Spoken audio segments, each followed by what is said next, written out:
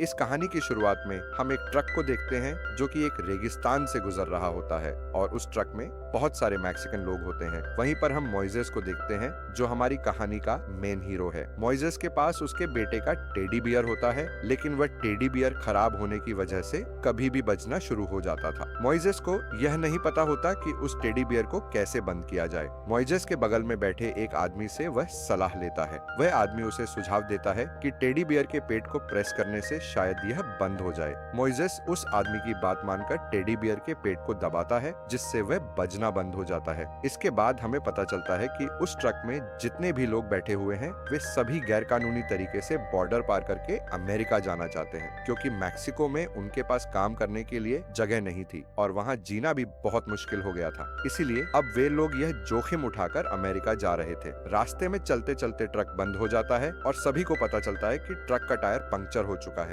इसके बाद driver truck में बैठे लोगों के पास आता है और उनसे पूछता है, क्या तुम में से कोई कार मैकेनिक है? तब मोइसेस ड्राइवर से कहता है कि वह एक कार मैकेनिक है। जब मोइसेस ट्रक को चेक करता है तो वह देखता है कि गाड़ी की हालत बहुत ही ज्यादा खराब है और गाड़ी का इंजन भी खराब हो चुका है। अब ट्रक आगे नहीं जा सकता। तब ड्राइवर और बॉर्डर पार कराने वाला आदमी डिसाइड करते हैं कि वे सभी लोगों को पैदल चलाकर बॉर्डर पार करवाएंगे। फिर सभी लोग बॉर्डर पार करने के लिए पैदल निकल जाते हैं। इसके बाद हम सैम को देखते हैं जो एक हंटर होता है और उसके साथ उसका पालतू डॉग होता है। सैम अपने डॉग के साथ शिकार पर निकल जाता है। इसके बाद हम मोइसेस और सभी लोगों को देखते हैं जो बॉर्डर की वायर को क्रॉस करते हैं और सभी लोग अमेरिका में एंटर हो जाते हैं। शिकार की तलाश में सैम गोली चला देता है, जिससे सभी लोग बहुत ज्यादा डर जाते हैं और डर कर भागने लगते हैं, क्योंकि वे सभी गैर कानूनी तरीके से आए होते हैं। भागते हुए सभी लोग बहुत ज्यादा थक जाते हैं, इसलिए वे एक जगह पर बैठकर पानी पीने लगते हैं। इसके बाद हम शेरिफ नाम के एक ऑफिसर को देखते हैं जो सैम की गाड़ी के सामने आ जाता है। फिर सैम शेरिफ से कहता है कि वह यहाँ पर रैबिट का शिकार करने आया है और इस देश में रैबिट के शिकार पर कोई पाबंदी नहीं है। तब शेरिफ कहता है, आप बिल्कुल सही कह रहे हो, लेकिन आपको बॉर्डर से दूर रहना चाहिए क्योंकि बॉर्डर के आसपास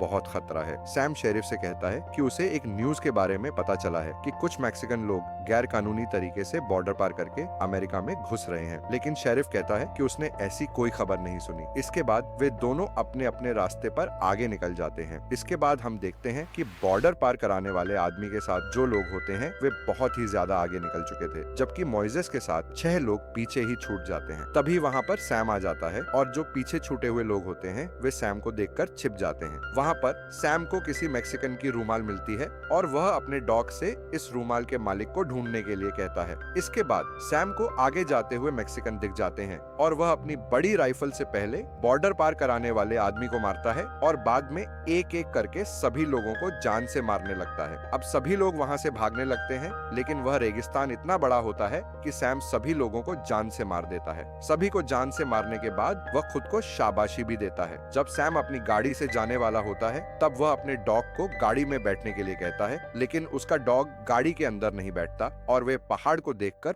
भौंकने लगता है। तब सैम समझ जाता है कि इस पहाड़ पर यकीनन कोई जरूर होगा। जब सैम अपनी राइफल की दूरबीन से पहाड़ पर चेक करता है तो उसे वहाँ से भागते लोग दिखते हैं। तभी मोइसेस और बाकी सभी लोगों को पता चल जाता है कि कोई उनका पीछा कर रहा है। इसके बाद सैम अपने डॉग को मैक्सिकन लोगों के पीछे लगा देता है। जब सभी लोग भाग रहे होते हैं तो सबसे पीछे जो आदमी होता है सैम का डॉग उस आदमी को पकड़कर जान से मार देता है। अब सभी बचे हुए लोग डॉग से बचकर भाग रहे होते हैं। सभी मैक्सिकन भागते भागते एक ऊंचाई वाले हिस्से पर आ जाते हैं और उनके सामने एक बड़ी सी खाई होती है, मगर सामने ही एक और बड़ा सा पत्थर होता है जिस पर सभी लोग जंप करके दूसरे हिस्से पर जा रहे होते हैं। आखिर में जो आदमी बचता है वह जंप करने से बहुत ज्यादा डरता है, लेकिन तभी उसके पीछे डॉग आ जाता है और मौत से बचने के लिए उसे छलांग लगानी पड़ती है, मगर वह सही से छलांग नहीं लगा पाता और लटक जाता है। मोइसेस उसे पकड़ लेता है। तभी सैम अपनी दूरबीन से देखता है कि एक आदमी लटक रहा है। वह उस आदमी को गोली मार देता है, जिससे वह मर जाता है और नीचे खाई में गिर जाता है। तभी सैम मोइसेस पर भी गोली चलाता है, मगर मोइसेस उससे बच जाता है और वहाँ से भाग जाता है।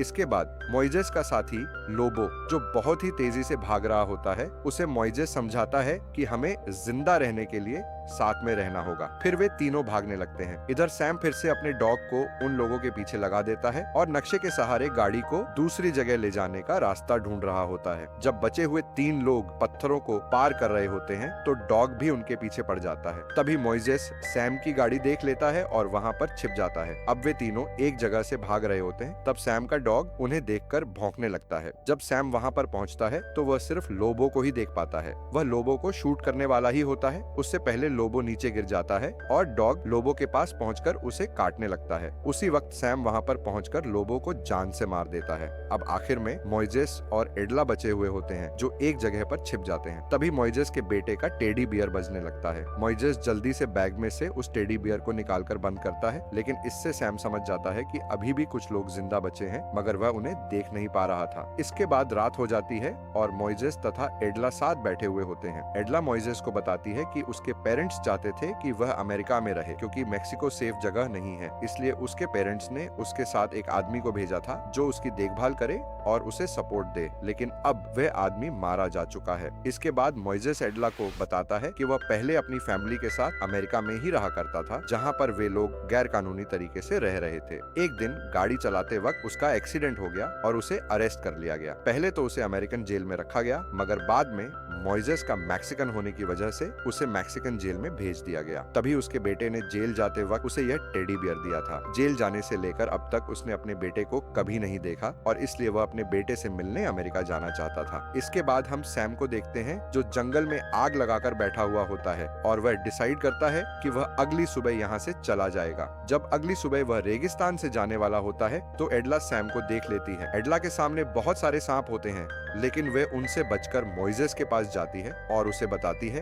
कि जिस आदमी ने सभी लोगों को मारा है वह यहीं पर है। तभी वे दोनों एक प्लान बनाते हैं। इसके बाद डॉग जब सो रहा होता है तो उसे कुछ आवाज आने लगती है। सैम और डॉग उस जगह पर जाते हैं और उन्हें वहाँ पर टेडी बियर दिखता है। तब सैम समझ जाता है कि उसे बेवकूफ बनाया गया है। वह देखता है कि एडला और मोइजेस उसकी गाड़ी की ओर भाग रहे हैं। उसी वक्त वह उन पर शूट करता है, लेकिन वे दोनों बच जाते हैं। इसके बाद डॉग उनके पीछे भागने लगता है। गाड़ी का डोर लॉक होता है तो मोइजेस बड़ी मुश्किल से उस गाड़ी का डोर ओपन करता है और वे दोनों गाड़ी में बैठ जाते हैं, जिससे डॉग उन्हें पकड़ नहीं पाता। अब मोइजेस और एडला गाड़ी लेकर वहाँ से भाग जाते हैं। वे दोनों बहुत ज्यादा खुश होते हैं और सोचते हैं कि सैम अब उन्हें कभी नहीं पकड़ पाएगा। तभी सैम की गोली एडला के हाथ पर लग जाती है और मोइजेस गाड़ी का कंट्रोल खो बैठता है, जिससे उनकी गाड़ी बहुत बुरी तरीके से पलट जाती है। इस एक्सीडेंट में मोइजेस को कुछ नहीं होता और वह एडला को गाड़ी में से निकालकर वहाँ से चला जाता है। अब सैम अपने डॉग के साथ गाड़ी के पास पहुँचता है और देखता है कि वहाँ कोई भी नहीं है। वह फिर से उन लोगों के पीछे अपने डॉग को लगा देता है। इधर मोइजेस और एडला एक जगह पर आकर बैठ जाते हैं। मोइजेस इस गाड़ी से फर्स्ट एड बॉक्स को अपने साथ ले आया था। जब वह उस बॉक्स को ओपन करता है तो उसमें से उसे एक फ्लेयर गन मिलती है। वह एडला से कहता है, मुझे अब यहाँ से जाना होगा और तुम चल नहीं सकती क्योंकि तुम जख्मी हो। तो एडला उससे रिक्वेस्ट करती है, प्लीज तुम मुझे छोड़कर मत जाओ। तब मोइजेस कहता है, अगर मैं यहाँ पर रुक भी जाऊँ तो भी वही आदमी हम दोनों को जान से मार देगा। इसलिए मोइजेस ना चाहते हुए भी एडला को छोड़कर वहाँ से चला जाता है। इधर सैम खून के निशान का पीछा करते हुए एडला तक पहुँच रहा होता है तो मोइजेस फ्लेयर गन चला देता है। उसकी रोशनी देखकर सैम डिसाइड करता है कि जो लड़की जख्मी है वह वैसे भी ज्यादा देर तक जिंदा नहीं रहेगी, इसलिए वह एडला को छोड़कर अपने डॉग को मोइजेस का पीछा करने के लिए कहता है। मोइजेस भागते हुए कांटेदार पौधों में चला जाता है जहां उसे कई कांटे चुभते हैं। तभी सैम का डॉग वहां आ जाता है और मोइजेस गन से उसे शूट कर देता है, जिससे वह डॉग जख्मी हो जाता है और मोइजेस वहां से भाग जाता है। जब सैम अपने डॉग के पास पहुंचता है तो देखता है कि उसका डॉग तड़प रहा है। वह ना चाहते हुए भी अपने डॉग को मारकर उसे मुक्ति देता है। इधर मोइजेस को एक गाड़ी दिखती है और वह उसका पीछा करने लगता है। उसी वक्त सैम वहां आ जाता है जो बहुत ही गुस्से में होता है और मोइजेस पर गोली चलाने लगता है, मगर मोइजेस एक जगह पर आकर छिप जाता है। इसके बाद वह वहां से भागने लगता है और सैम भी उसका पीछा करने लगता है। मोइजेस भागते भागते एक जगह पर जाकर छिप जाता है और सैम उसे देख नहीं पाता। तभी मोइजेस ऊपर से जंप करके सैम को नीचे गिरा देता है। सैम बहुत ज्यादा जख्मी हो जाता है और चलने में असमर्थ हो जाता है। उसकी राइफल उससे काफी दूर गिर जाती है, लेकिन उस राइफल तक पहले मोइजेस पहुंच जाता है। वह राइफल सैम पर तान देता है, जिसके बाद सैम उससे अपनी जिंदगी की भीख मांगने लगता है और अपनी जान बख्श देने की गुहार करता है। मोइजेस उसकी जान तो बख्श देता है, मगर उसे उस रेगिस्तान में मरने के लिए छोड़कर वहां से जाने लगता है। इसके बाद मोइजेस एडला के पास जाता है जो अभी तक जिंदा होती है और बहुत ज्यादा जख्मी होती है। तब मोइजेस एडला को अपने बैग पर लाद लेता है और एक बहुत लंबा सफर तय करता है। इसके बाद उसे अपनी मंजिल दिखती है, जहाँ शाम के वक्त कई गाड़ियां गाड़ियों की रोशनी नजर आती है। वह उस रोशनी की ओर बढ़ने लगता है और इसी के साथ ये सर्वाइवल स्टोरी यहीं पर खत्म हो जाती है। दोस्तों, आपको ये कहानी कैसी लगी नीचे कमेंट करके जरूर बताना और इसी तरह की कहानियों के लिए हमारे चैनल को सब्सक्राइब जरूर करना।